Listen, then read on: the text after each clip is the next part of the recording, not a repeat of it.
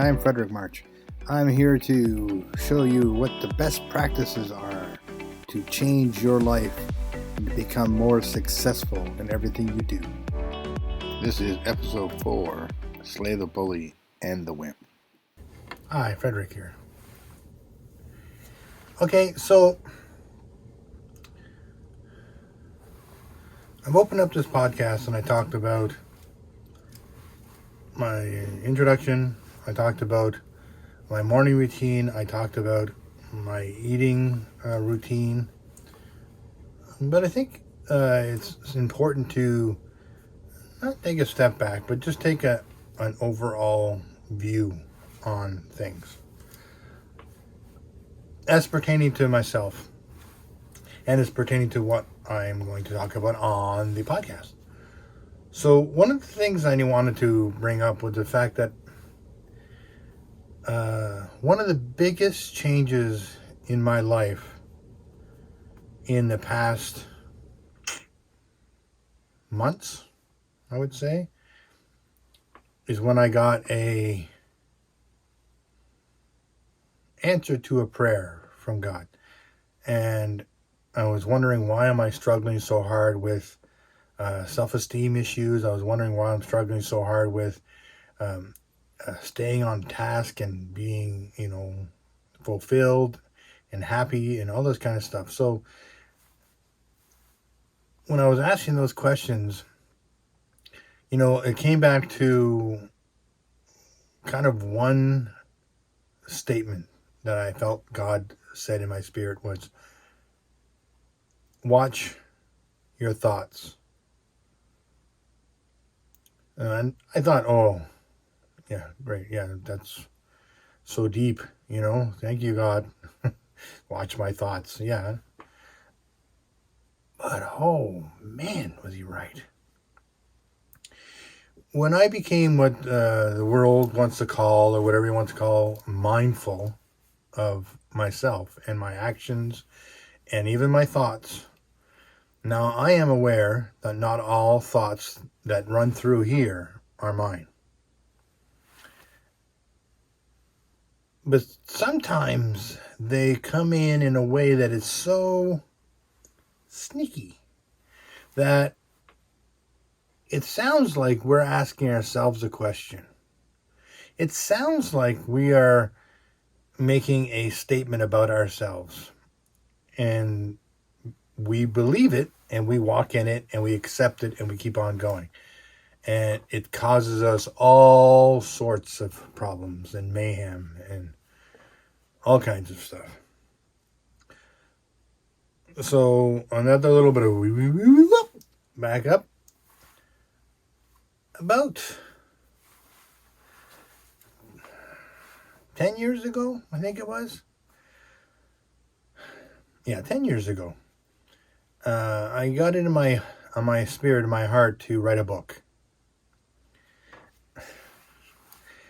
I, at that time, had no clue about writing a book. I didn't know, how am I supposed to write a book? I don't understand. This is all weird and, all this kind of stuff. But whatever, it was on my heart to write a book. So I'm like, all right. So I pray into it on a regular basis and pray into it on a regular basis. And then all of a sudden, a title dropped in my spirit. And it was called Slay the Bully and the Wimp, which caused me to start thinking back at my life and growing up and being bullied a lot as a child. And, going through to what I thought back then, how I acted back then, what I was looking at back then, all kinds of stuff. I struggle with self-esteem issues. I struggle with pornography. I struggle with, ever feeling like I was ever going to be wealthy. I struggle with the fact that I was not smart, lots of things, overweight, lots of negative mindsets, a lot of habitual habits that seem to easily beset me. They're easy to come in, and the only reason they're easy to come in is because I entertain the thoughts that bring those sins or processes in my head, and you run with it. And then when you run with it, all of a sudden it manifests in some way or another. And that's the truth for any kind of thought processes, any kind of insecurities. Somebody says something, it triggers something from way back that is a protector that comes up that makes you feel this or that or whatever, and then you entertain the thought, and then you run with the thought, and next thing you know, you're believing that that's who you really are, and it just causes a pattern. So I started thinking about what it mean in my heart. What am I going to write about in my books to say, slay the bully and the wimp? If I am the bully or if I am the wimp, I got to put myself to death. And okay, I know the Bible says do that, but what does that mean? And I thought, okay, well, maybe it means my own wants and needs, my own willpower. It has to be subversive so I can. But no, the reality is, the thing that you need to put to death is those non-truths about you, the lies that has been spoken into you, not necessarily always because of vindictiveness or anger or even malice, but maybe sometimes that are protection. Be careful. You don't want to be hurt. Don't do that because it's dangerous and you could fail, and then you feel bad, and then okay, and then so you're worried, and you can't make these steps, and it's like some things were just mean and vindictive. Teachers telling me that you're lazy and you're stupid, you're never going to amount to anything. Why you would say that to some kid, I have no idea, but that was in their heart from themselves probably, and so they pushed that onto the kids. I know they pushed it onto me. And so mindsets, the way you think, the way you believe, it's so critical to success in this life. And success doesn't necessarily have to mean tons of cash. It could mean just succeeding in not falling into the patterns of feeling bad about yourself, to dive into habitual sin that you might be walking in. Say if you're an addict of some sort, and recognizing the patterns of your thoughts that turn into entertainment, which turn into a movie that you play, which becomes reality in you, because we can use, I call this stuff envisioning. You can use envisioning. God is very clear on using your mind to see who you really are and allow him to come in and show you who you really are, and then believe what you see and then walk in that. And that's just, to me, that's envisioning. That's, doing a little movie in your mind about it. And if you do a negative one, you'll believe that. But if you decide to take action, to make steps, you can believe what's positive. You can believe, you can see yourself standing happy, strong, and fit, and confident, and doing the thing that you think is very difficult to do, but doing it in a way that's confident and powerful and strong. Even though you may not see it right now, it doesn't make a difference. You can envision it. You can sit quietly and picture that in your mind. See yourself. Feel the emotions of pride, of success, of happiness, of peace, of joy. And then you'll walk through to that position. It's the same thing as if you always are ruminating about all the negative stuff in your head about yourself. Oh, I'm this, I'm that, I'm this, I'm that. You are this, you are that, because you keep thinking that you're this and you're that. If you change the way you think, you would change the way you be. And you'd start walking differently. You start acting differently. And then success follows action. people say, oh, they were, they were lucky, they were in the right place at the right time. Yes, but they have to get into a place where your mind is prepared and you're ready and you're practiced and then you could see the opportunity, because your focus is so focused on your success. Your focus is so focused on the end goal or the achievement of a certain task, that when the opportunity shows itself, you'll see it and you'll go for it, because you're preparing for that. You're thinking towards that. You're looking for that door that's open that you need to step through, because you know where you are and not where you need to be, and you need to be somewhere else, but the opportunity hasn't shown up because you're not prepared for it. You're not ready for it. Get yourself ready for it. Think yourself ready for it.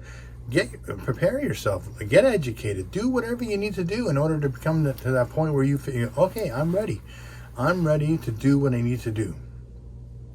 And then mentally say, okay, go. And then always be aware of your actions.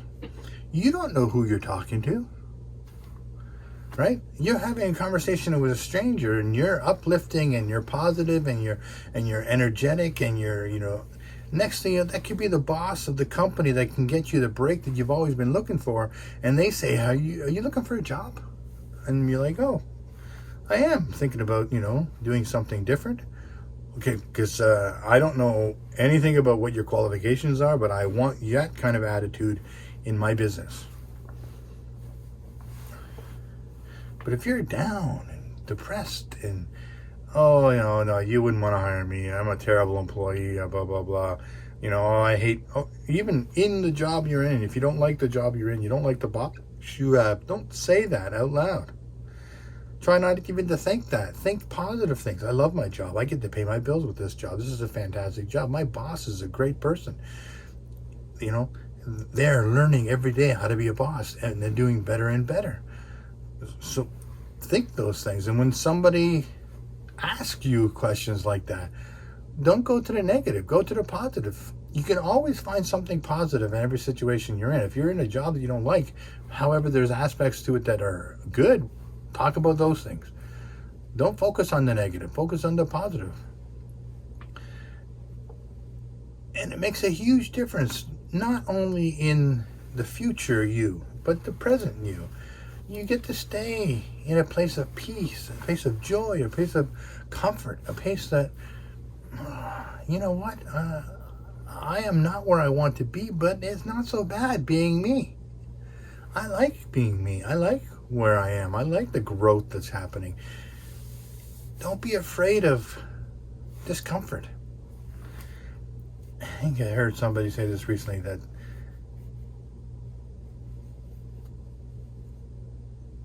the people who are the most successful are the people who are comfortable in uncomfortable situations. And if you're always trying to find comfort and relax and peace and something, and not peace is that different, like I shouldn't say it that way, but if you're always trying to find comfort in a situation that you're not being pushed, you're not being expected to grow, you're not being learning new things, whatever, and that's uncomfortable for you, if you're not doing those things, then you're going to have a real hard time getting to the next level. But you got to change your thought processes first. You got to think about yourself. You can, I once got tested. I had to, because the place I was working, they had a problem and they wanted to verify that I had dyslexia. So they sent me to a doctor to get tested. And at the end of the 6-week process of being tested, they found out, yes, you have dyslexia. You also have something called numerexia, which numbers twist around. But then the doctor who did the testing also said that I had a very high IQ and a very high EQ. And the person that was having a problem with me was somebody who was involved with this doctor as well. And the doctor said, listen, his IQ is far higher than yours, and his EQ is far higher than yours. So if you have a problem with him, it's probably because there's something else going on here. He didn't know that this person had made advances to me and I wasn't reciprocating. The reality is, even though at that time I was told that I had a high IQ and I was quite intelligent. I didn't believe it. I didn't believe it. I had evidence to prove it. I looked down at a piece of paper that I write something on, and it's misspelled, and it doesn't look very good. And I think, well, look, that's not. You can't even hardly write or anything. Then if I would have just stopped for a minute and pulled back and looked again with different eyes, yeah, there was an E sometimes where it wasn't supposed to be an E. There was some words were just misspelled because I spelled everything phonetically. But it was actually illegible. You could read it. And there was other forms on this paperwork where you couldn't even read the form because the person handwriting was so bad that you couldn't even read it. But at least you could read mine. Yes, I had some spelling mistakes. Yes, I still have some issues in that area. But what are you going to do? It's something that I have and I deal with. It's not my area of gifting. I am not going to get a job where I am a writer for blogs or podcasts or whatever. I'm not going to be a writer. Now I can come up with concepts and ideas and other things like that, but that's not my gifting, right? So, but that's okay. We all have our gifting. You can't do anything by yourself. You need a team of people to help you with all kinds of stuff. And I have a lot of giftings in a lot of areas. It's just that's not one of them. But that's okay. I have come to the point where I'm okay with that. I'm not going to tell you that it doesn't. I don't find it difficult sometimes if I was looking for a job, because if I want to get a job working in social media or in digital media, even doing, because I was a video editor and audio engineer and, camera operator and all those kind of things. And I could do a lot of stuff. But when it comes down to it, when you go to look in that job in media, they want you to have really good writing skills because you have to do storyboarding and all that kind of stuff. Well, not my area. So even though I probably would be very, very, very, very good working in a media company, because I have a wide variety of skills, I never go into that field because the written communication aspect is not my skills, and they're always asking for that. And I live in Quebec. I don't speak French, so it's also a difficult in that area too, because I don't speak French. I can't read French. I can't write French, so that also becomes a problem. But so I bet there's lots of people out there who make movies, who make videos, who have won awards, that if they would have applied for a job to do those things, they would not get accepted. They don't have the right qualifications. But they're gifted, and they could do it. So fine, do it yourself. Do it on your own. I'm doing these videos. I'm doing these podcasts. It is something that I know I can do. I've done it for many, many years. I don't have any up right now because I took them all down, but I have a lot that I have done over the years, and I can do them. In fact, this podcast and this vlog that I'm doing it on my iPhone on purpose. I have cameras. I have lapel mics. I have lots of lighting. I'm using one of my lighting tripods right now, but I have multiple lighting tripods. I have multiple cameras. I have mics and mixing boards, and I have all those things. I could use all those things to create this process. But I wanted to simplify it. I wanted to whittle it down into an easier process. So my iPhone, which has a beautiful camera in it, it's great. So I use that to record this, and I don't even put in a lapel mic. I have the mic that's on my phone that I'm using to capture it. Now, when I do interviews, I'll probably be using Skype, and maybe when I use Skype, I'll probably use my cameras and other mics that make it easier to be heard and make the quality a little bit better, because it's kind of hard to do that. But in this situation, it's just me recording it in front of my camera and then editing afterwards. Now, I don't edit out anything in between. I leave the whole thing full. I'm trying really hard to be 100% transparent. If I make a mistake, I make a flub in what I'm saying, I'm not going to edit it out. I'm going to leave it in. It's who I am. I am not perfect. I am never going to be perfect, but I want to do my best. But I want to show that just because I'm doing this doesn't mean you can't do it. All it is one light and my phone on a tripod. You could do that. Now, I wear glasses to read, so when I'm doing these, so far I have not worn glasses. Now, when I do an interview process, I probably will be using my glasses so I can see the person speaking to me. And if I have questions and I wrote in notes, I will be able to read that.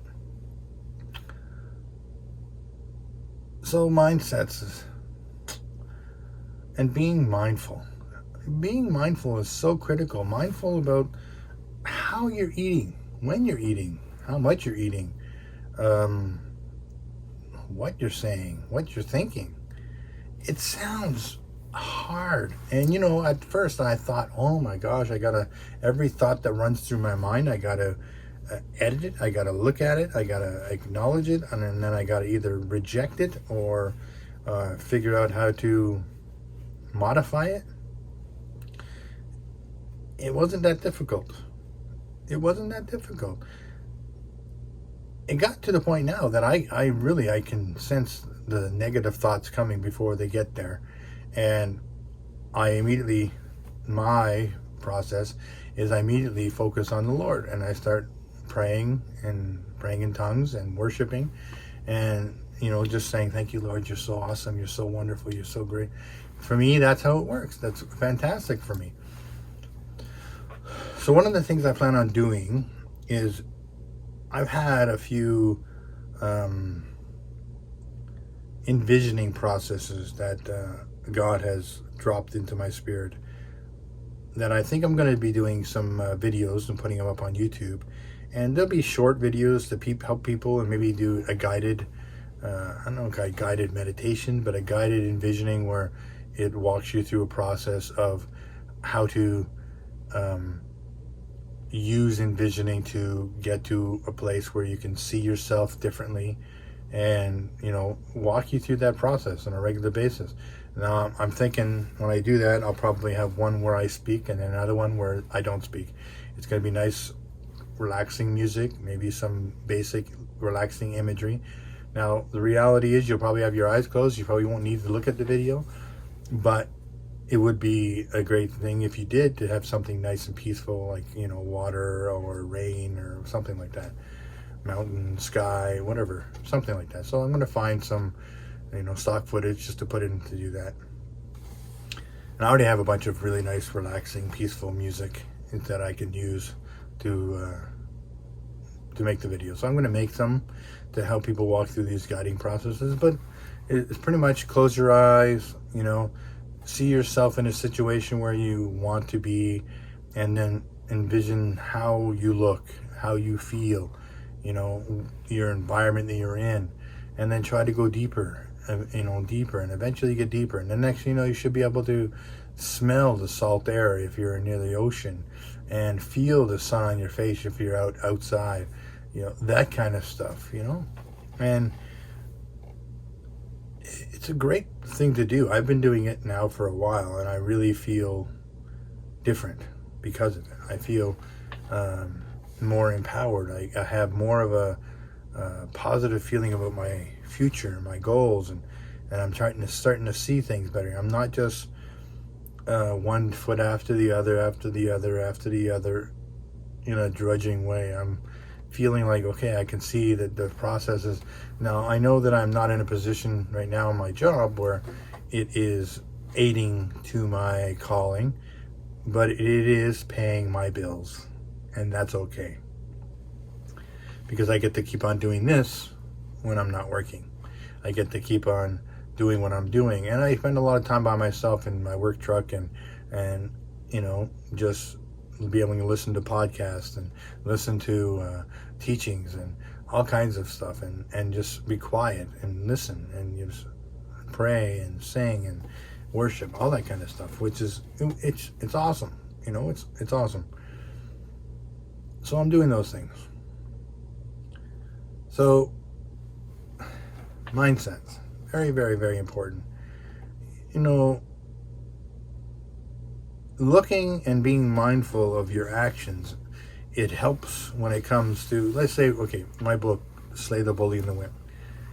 The basic concept is you slay both the bully and the wimp by being mindful, by watching your actions and your reactions. Now, if you are the person being bullied, the wimp, as it were, to not be a wimp is basically to know who you are, to do that deep, difficult work of envisioning yourself differently and seeing yourself as a successful, strong person that, it doesn't matter what that bully says to you. It doesn't affect who you are. It doesn't affect how you feel about yourself. Now, if a bully goes beyond that point and starts physically hurting you, you need to call the authorities of whatever situation it is. If you're in school, a teacher, principal, whatever, anybody, because physical bullying is against the law. That is, period. But emotional and words are being frowned upon, yes, but they're not illegal. So the only way to fight against that is to know who you are. So no matter what that bully says to you, it doesn't affect who you are. You know that you are lovely, wonderful, precious, strong, man of God, woman of God. You are a person who has compassion, loves people. You may be even like I was when I was a kid. And even though the bully was beating me up, I got physically beat up, and words were said, I had compassion over them. I saw the hurt in their eyes. I saw the pain that they were trying to give to me because they didn't want it. And I saw that, and I had compassion over them, but they were still bullying me. They were still hurting me. They were still putting me under their thumbs in order to try to make themselves feel better, which is wrong. And I didn't know how to be positive about me. All I knew was they didn't like me. My teachers didn't like me. Most people didn't like me. They treated me badly. I had a few friends, and I had my parents, and my mom specifically, at the time, because my brother's father didn't really act like he liked me. He liked me. So, there was a lot I had in my heart about not being liked and not being valuable. I believed it. I was a kid. You get programmed. You get programmed to believe a bunch of stuff that's not true. You just do. Everybody is. Everybody does. If your parents are in the middle of the line financial, like if they're, you get trained that, money is there, yes, but you got to be careful because you could lose it any minute. You need to save your money. Don't spend it on this, don't spend it on that. And, we walk in that. Even people who become rich and wealthy, they don't spend any money. They're concerned they're going to lose it. Now, some of that is okay, but when you get to a certain point where you can't bless somebody and help somebody because you feel like you could be out on the streets and you have millions of dollars in the bank, you got to look at yourself because you have a wrong way of thinking.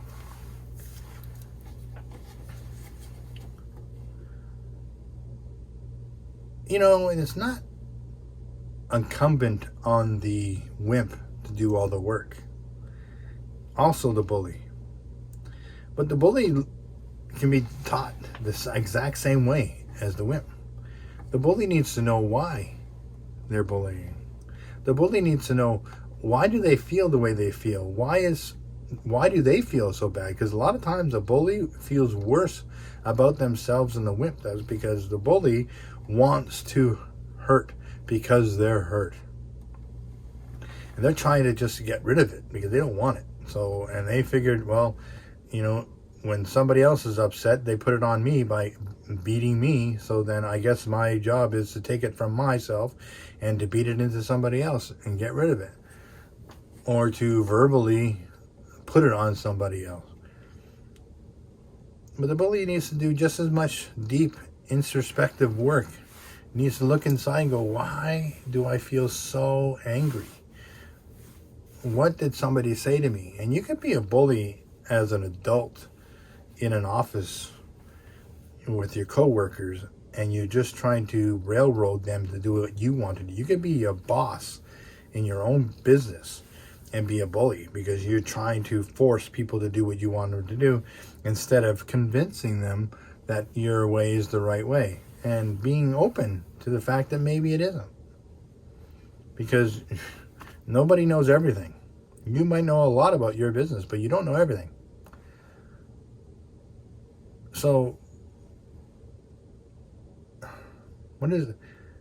Something at Delphi, there's a plaque that says, "The know thyself to be true." I don't disagree with that statement whatsoever. You need to know yourself. Know thyself. That's so important. Know who you are. Know who you are. Believe that you are better than, because we are all much better than we think we are. People think, oh, somebody who's really arrogant has a lot of, self-esteem, but it's not true. They have low self-esteem. That's why they're so arrogant. Because they're trying to compensate and they haven't had the education on how to really change the way they feel about themselves so they no longer are arrogant, but confident. Nothing wrong with confidence. But if you are overly confident and have no sense of compassion for other people, it's a bad place to be. That's where bullies come from. So, be compassionate. You can be confident. And if you're confident, this is the reality of confidence. If you're really, really confident and really you know who you are, and if somebody says that's wrong, you don't go flying. You go, oh, well, how would you say to do it? Because you're willing to learn. Education. Always learn. You never know who's going to teach you something. You can learn the biggest lesson from the person who you think has the least to teach you. Always be willing to be taught. But know yourself. Why do you think the way you think? Why are you acting like you act? Why do you believe the way you believe? Why are you so down on yourself? Fix that. You can fix it. You can look into that. You can find it. You don't have to tear your past apart and relive abuse. You can say, oh, I was abused. I was abused. My brother's father was not a nice man. He did a lot of nasty things. I was abused. I don't have to look back and relive that abuse to know how to get past it. He was hurt. Not a justification.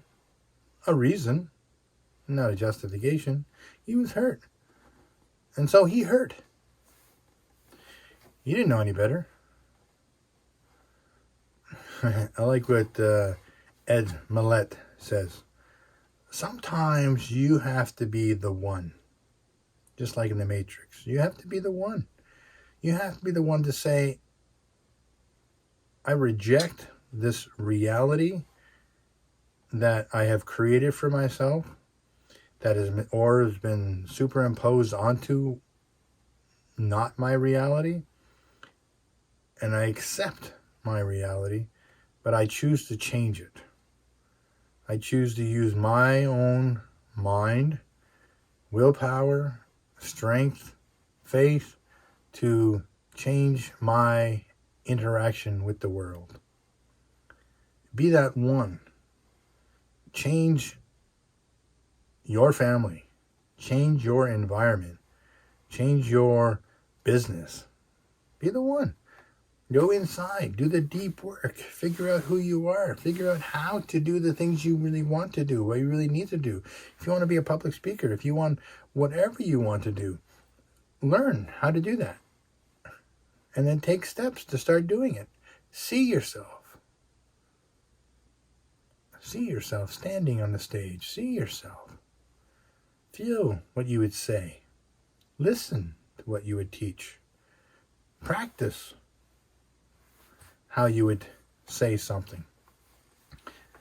It's a known fact now that scientists have done studies, and they had like basketball players who one set would throw a basket 300 times a day, and one set would do nothing, and another set would envision themselves throwing the basket 300 times a day. And there was a marginal difference between the person who doesn't really practice very much, the person who practiced more, and the person who envisioned and practiced got better. So it is a process that works. Just use it. I think that's okay for now. I think I got my point across. We all have struggles in life. We all have things that are difficult for us. Some of us had things more difficult than others.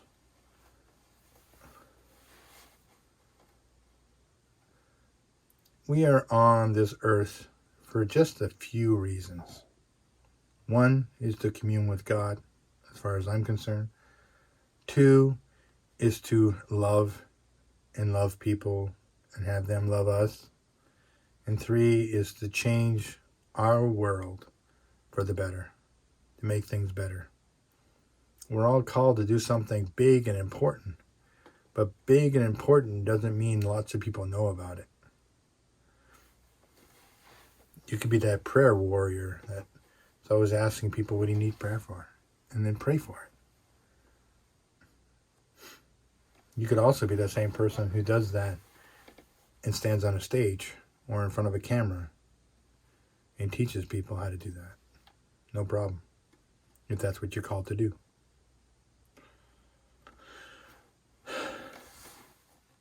I love you. I really do. Oh man, I love you. I hope you can sense that I do love you. I don't mind talking, but I really love listening. This doesn't allow for that. I'm looking forward to the listening, less of the talking. Okay, I love you. See you later.